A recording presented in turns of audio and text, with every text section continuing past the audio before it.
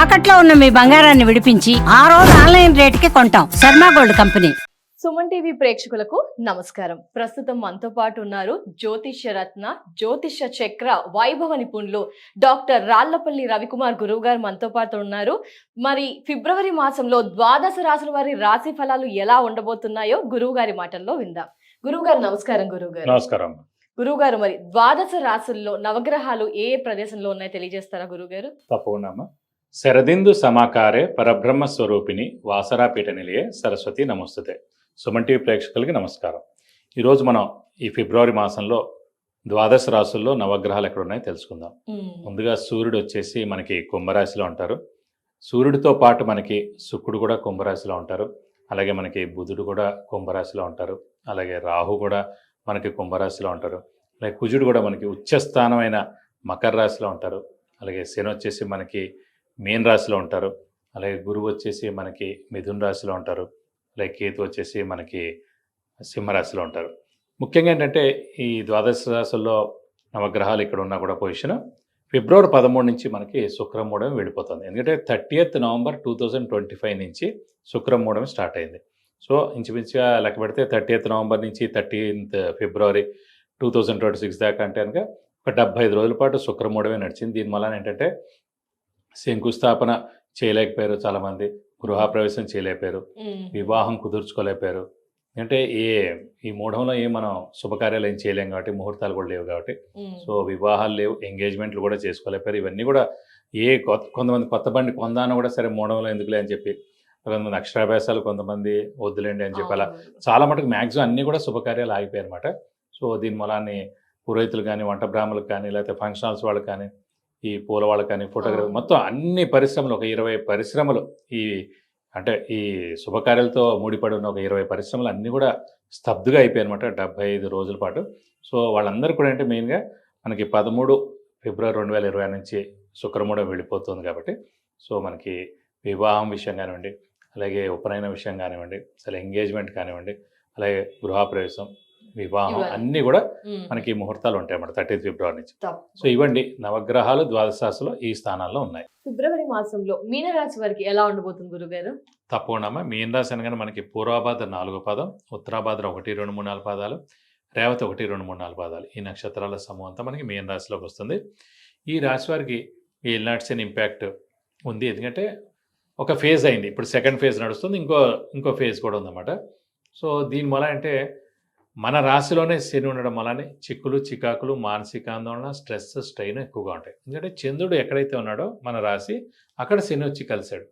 So జాతకరీత్యా కూడా మన లగ్నం నుంచి మనం ఎప్పుడైనా మన ఇండివిజువల్ జాతకం చూసినప్పుడు, జాతకంలో ఎక్కడైనా శని చంద్రులు కలిసి ఉన్న ఒకే రాశిలో అయితే శని యొక్క దృష్టి సప్తమ దృష్టితో కానీ, తృతీయ దృష్టితో కానీ, దశమ దృష్టితో కానీ చంద్రుడి మీద పడుతున్నా కూడా విపరీతమైన ఆలోచన, అధైర్యం, మానసిక ఆందోళన, స్ట్రెస్, స్ట్రెయిన్ ఉంటాయి.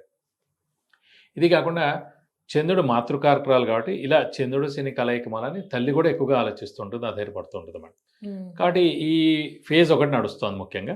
ఇది కాకుండా రాహు వ్యయ స్థానంలో చాలా బాగున్నాడు, 6వ స్థానంలో కేతు చాలా బాగున్నాడు, మెయిన్గా గురువు కూడా చతుర్థ స్థానంలో చాలా బాగున్నాడు. అంటే సాధారణంగా ఇది విద్యాస్థానం, గృహస్థానం, వాహన స్థానం, సౌఖ్యస్థానం, మాతృస్థానం, ఈ 5 కూడా చతుర్థ స్థానం అంటారు.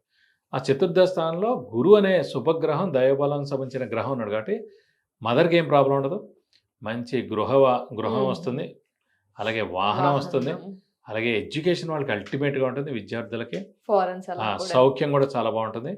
సో అత్యద్భుతంగా ఉంటుంది అన్నమాట. ఇది కాకుండా ఈ మీన రాశి వారికి మెయిన్గా అదృష్టకారకుడు, యోగకారకుడు, లక్ ఫేవర్ చేసే గ్రహమైన కుజుడు ఉచ్చ స్థానంలో ఉన్నాడు. So hard work, smart work కొద్దిగా మీరు పెడితే కనుక అదృష్టం 100కు 100 ఉంది ఈ ఫిబ్రవరి నెల అంతా. సో ఇటు గురుబలం కొంచెం, గురువు చతుర్థ స్థానంలో ఉన్నందుకు హెల్ప్ తీసుకుని, ఈ కుజుడు కూడా ఉచ్చలో ఉన్నాడు, అదృష్టకారకుడు హెల్ప్ తీసుకుంటే కనుక ఈ నెలల్లో మీరు పట్టిందల్లా బంగారం చెప్పుకోవచ్చు. కాబట్టి కొంచెం కష్టపడండి. ఏలాంటి శని ఉన్నా అది నడుస్తుంటుంది, ఏం పర్లేదు. అదృష్టం బాగుంది, కొంచెం గురువు కూడా బాగానే ఉన్నాడు కాబట్టి మీరు హార్డ్ వర్క్ చేయండి, స్మార్ట్ వర్క్ చేయండి, బద్ధకం పెంచుకోకండి. రేపు చూద్దాంలే, ఎల్లుండి చూద్దాంలే అనుకోండి.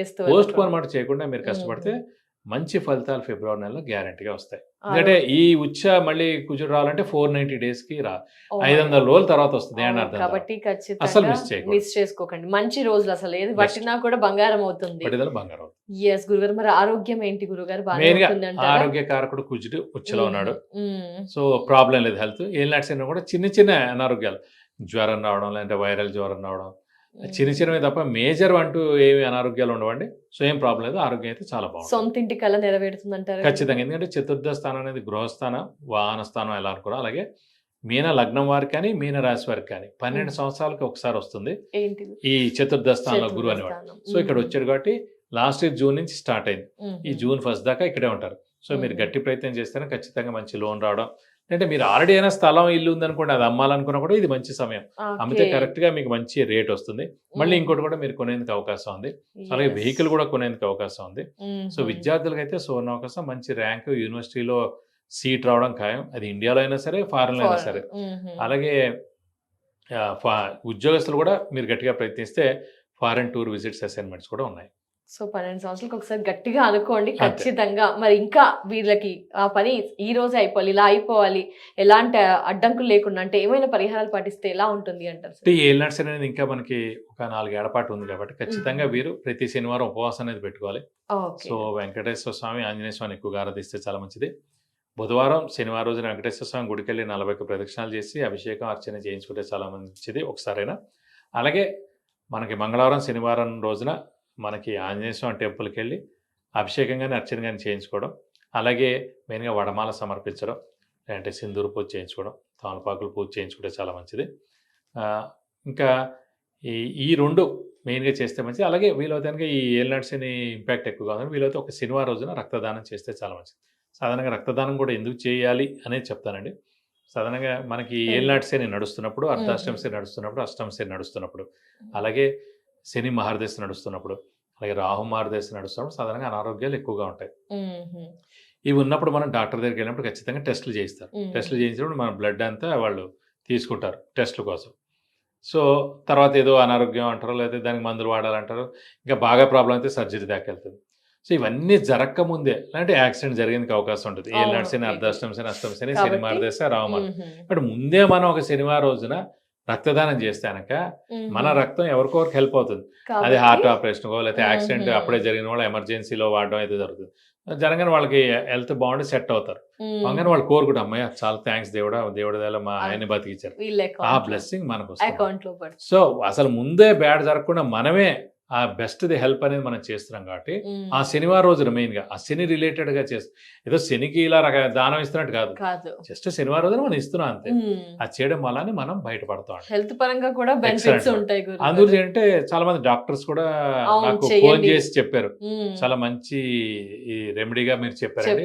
సాధారణ మేము చెప్పాడానికి దేని గురించి అని అనుకుంటారు, రక్తదానం అని అనుకుంటారు. సాధారణంగా ఇది ఒక రెమెడీ పార్ట్, మీకు హెల్ప్ అవుతుంది. మీ ముఖ్యంగా మీ ఆరోగ్యం బాగుంటుంది, యాక్సిడెంట్ ప్రోన్ నుంచి తప్పించుకోగలుగుతారు, మీకు హెల్త్ చాలా బాగుంటుంది. అది ప్రెసెంట్ గా రక్తం ఇస్తే కూడా చాలా మంచిది అనేది తెలుసుకున్నాం కాబట్టి హెల్ప్ అవుతుంది. కాబట్టి ఆ రక్తదానం చేస్తే ఇంతలా హెల్ప్ అవుతుందండి. తప్పకుండా గురువు గారు, ధన్యవాదాలు గురుగారు.